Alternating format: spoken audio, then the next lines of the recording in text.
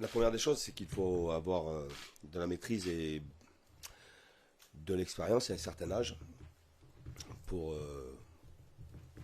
gérer au mieux tout cela. Et en fait, ce que j'ai envie de vous dire, c'est que vous ne parlez jamais football. Vous ne parlez jamais football, vous me posez beaucoup de questions. Je ne m'adresse pas qu'à vous, hein, en général. Vous les médias, je suis ici, je suis l'entraîneur du PSG, j'en suis fier, je suis heureux. J'ai été très heureux quand on m'a nommé. Et finalement, je m'aperçois que match après match, conférence après conférence, on doit parler, si on est très honnête, tous ensemble, sur des conférences qui peuvent durer 10-15 minutes, on doit parler 1 minute 30 de football. On n'est que sur l'extra sportif. Et quoi que je puisse vous dire,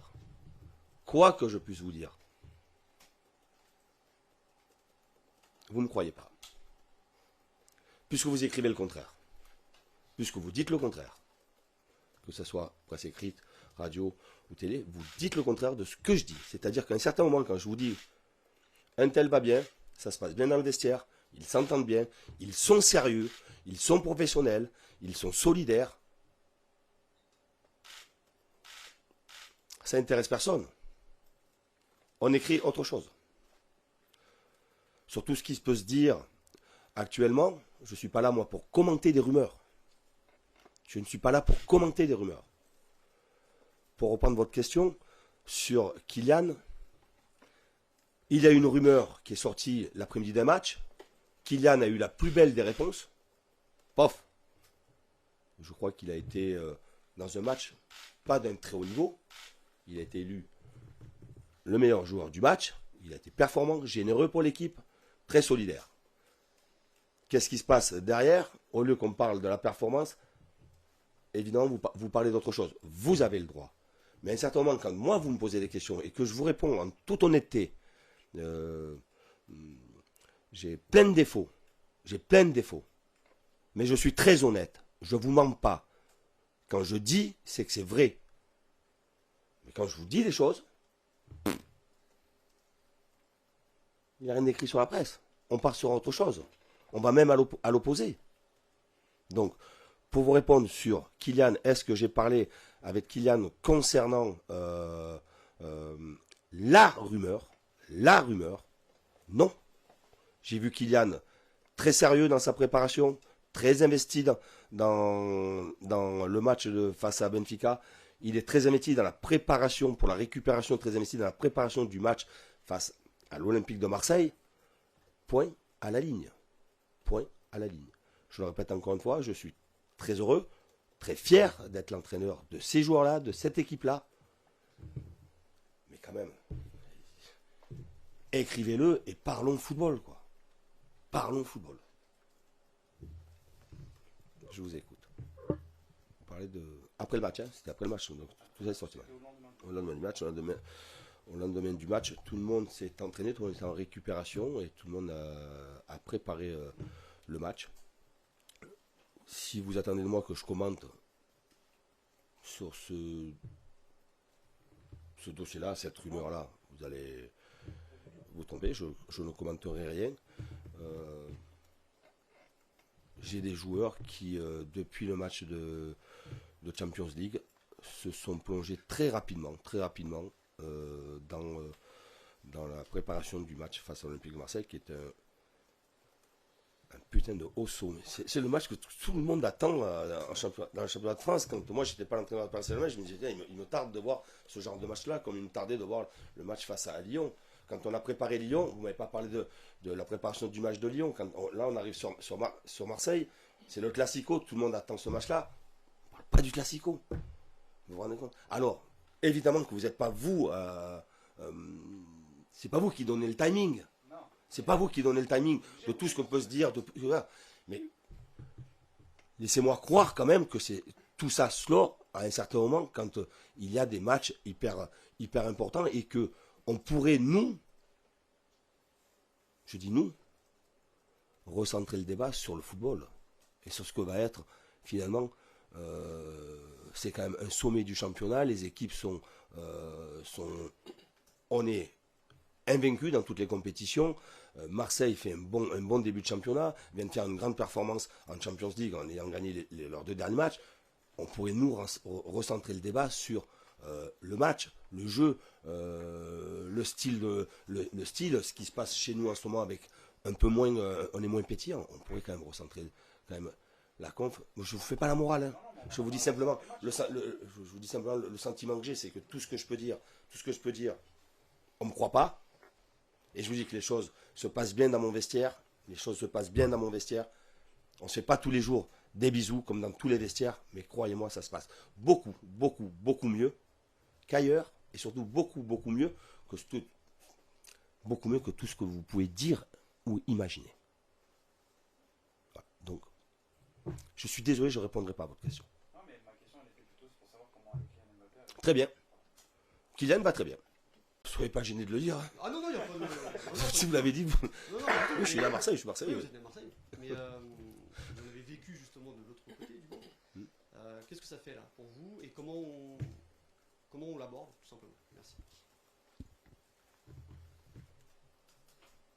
Je suis l'entraîneur du Paris Saint-Germain. J'en suis fier, très heureux. J'ai voulu être l'entraîneur du Paris Saint-Germain. Et évidemment que je suis très heureux de préparer ce match-là. On est, je le répète encore une fois, sur 2 équipes qui sont en forme, qui marchent bien dans ce championnat. C'est le match que beaucoup de gens attendent. Une grande majorité du football hollandais attend cette double confrontation. Et voilà, très focus sur ce que l'on doit faire, sur ce que l'on doit mettre dans ce match-là. Évidemment que ce sont toujours des matchs un peu à part, même si mes joueurs ont l'habitude de cela.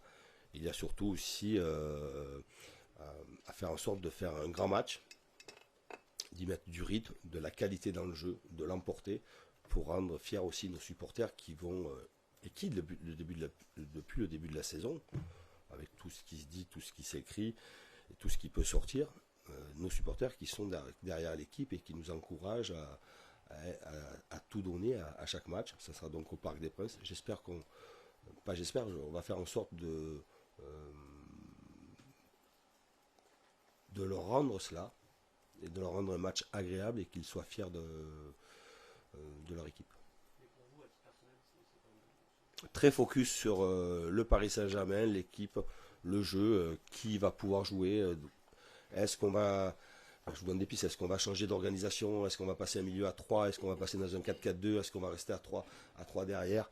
Évidemment, il y a beaucoup de réflexions par rapport à ça, par rapport à l'état de forme des uns et des autres. Évidemment que j'ai suivi les derniers matchs de l'Olympique de Marseille. Et donc, voilà, et que je suis très, très heureux d'être là face à vous pour parler de ce match-là. Et je serai très heureux dimanche soir d'être à droite en rentrant sur le terrain, sur la pelouse du Parc des Princes.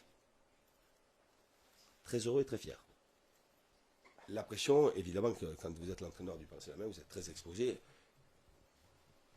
J'ai payé assez fort. Hein, voilà. Mais excusez-moi, c'est quand même un peu... Cette fois-ci, c'est quand même un peu... très particulier, quoi. C'est tous les jours. Je suis persuadé que quand je vais sortir, et cet après-midi, je vais être mon staff en train de préparer les derniers détails de la séance pour demain et le plan de jeu. Ce soir, quand je rentre à la maison, il y a encore quelque chose. C'est quand même très particulier, cela. Mais, et c'est pas une pression pour moi. Je vous réponds très honnêtement. Ce n'est pas une pression pour moi. C'est agaçant. C'est agaçant parce que, je le répète encore une fois, et tout à l'heure, j'ai pas voulu être désagréable avec la question de nouveaux confrères. Pour moi, c'est agaçant et désagréable de ne pas parler de football et de ne pas parler de mon métier. Parce que moi, voilà, ma passion, c'est le football. Évidemment, je répète encore une fois, de préparer les matchs, de faire en sorte que l'équipe puisse gagner le maximum de matchs possible et qu'on puisse aller le plus loin possible. Donc, j'ai pas de la pression, moi, par rapport à cela. Je fais surtout attention de voir ce que cela peut engendrer sur mon groupe, sur mes joueurs, sur l'environnement autour de l'équipe. Voilà. Et une fois que je m'aperçois que finalement, ça ne perturbe pas mon groupe et que je les vois heureux et qu'ils s'entraînent et qu'ils ont tous envie de s'entraîner et tous ont envie de jouer contre l'Olympique de Marseille, cela me rassure. Concernant sur un plan purement sportif, est-ce qu'il y a une réflexion sur le fait de peut-être changer d'organisation en fonction des absences? Oui. Je pense que il y a eu la coupure, quoi. Il y a eu oui, la coupure internationale, mais où finalement mes joueurs, eux, n'étaient pas en coupure, ils étaient en sélection. Je crois qu'il y a un enchaînement de matchs. Il y a eu très peu de temps pour préparer après Nice. Tout s'est enchaîné. On a eu un calendrier très chargé, même si l'adversaire de dimanche a un calendrier aussi très chargé. Mais nous avons joué 4 matchs sur les 10 derniers jours. Voilà, ça génère quand même de la fatigue. Donc on a travaillé évidemment sur la fraîcheur. Ensuite, nous avons des absents.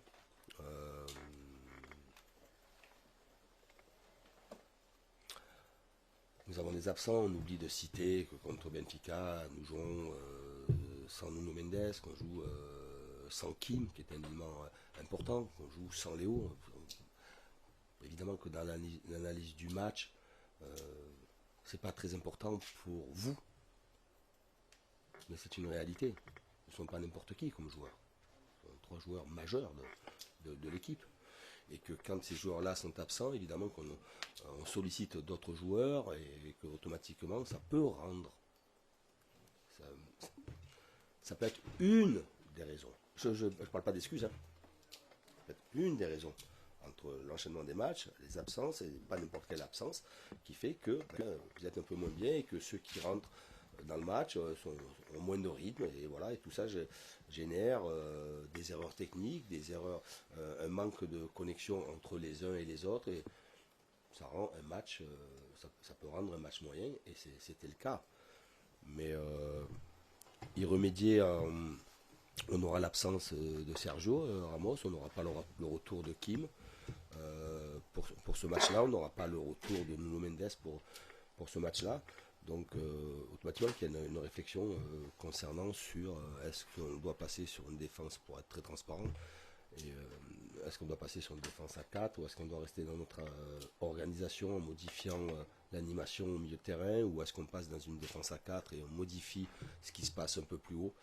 Évidemment que on est dans cette réflexion-là avec mon staff depuis ce matin. Non pas depuis ce matin, mais depuis le lendemain du match face à Benfica, on réfléchit sur ce qui pourrait être le mieux à la fois pour nos joueurs, pour qu'ils puissent évoluer chacun dans son registre et sur leurs points forts et sur leurs caractéristiques, mais aussi par rapport à ce qu'est aussi l'Olympique de Marseille, une équipe qui presse fort, très haut, très agressive, et qui arrive à contrarier les premières ressorties de balles et à faire déjouer des adversaires. Voilà, c'est cette réflexion-là.